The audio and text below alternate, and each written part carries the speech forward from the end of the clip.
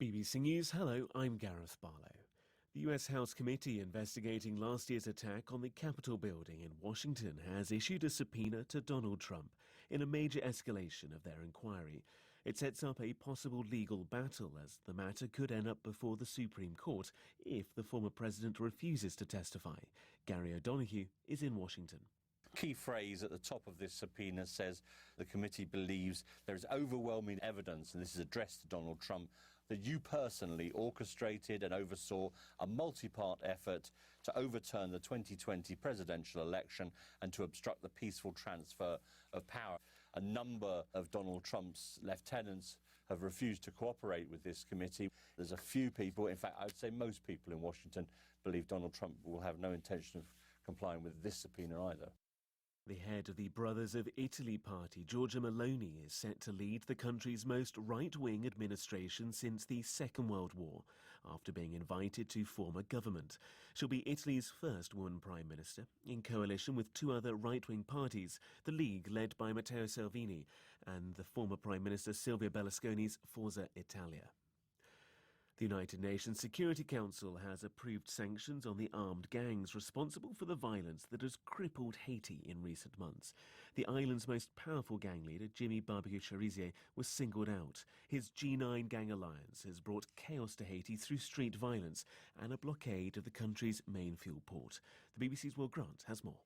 Under the sanctions, the G9 leader will now face a travel ban, an asset freeze and an arms embargo. "We're sending a clear message to the bad actors that are holding Haiti hostage," said the US ambassador to the UN, Linda Thomas-Greenfield.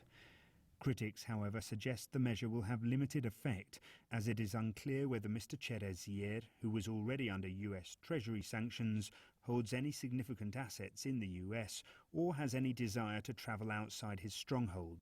Haiti has been beset by civil unrest, rising inflation and political insecurity since the assassination of the president last year.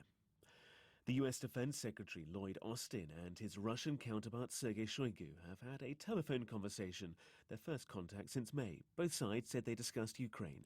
Brigadier General Patrick Ryder is a Pentagon spokesman. Secretary Austin took today as an opportunity to connect with Minister Shoigu, to have a conversation and keep those lines of communication open. We are eager to keep lines of communication open, particularly in light of the conflict that continues to be waged in Ukraine. Our primary focus is on working with our allies and our partners to make sure that the Ukrainians have the support that they need in their fight to defend their country. This is the World News from the BBC. Allies of Britain's former Chancellor Rishi Sunak say he's received the backing of 100 Conservative MPs in the contest to become party leader and next Prime Minister. Prospective candidates need at least 100 nominations. Mr Sunak has not yet confirmed that he's entering the race. There's growing speculation the former Prime Minister Boris Johnson will seek to return to power months after he resigned over a series of scandals. The West African regional grouping ECOWAS says Guinea's military government has agreed to restore civilian rule in 2 years. The military had been facing sanctions over its plan for a 3-year transition. ECOWAS described the agreement, which still needs the approval of regional leaders, as a dynamic compromise. The former Pakistani Prime Minister Imran Khan has called on his supporters to end protests after the Election Commission disqualified him from public office on charges of corrupt practices. In a video message, Mr Khan denied any wrongdoing and said the decision was biased. Shabnam Mahmood reports from Lahore.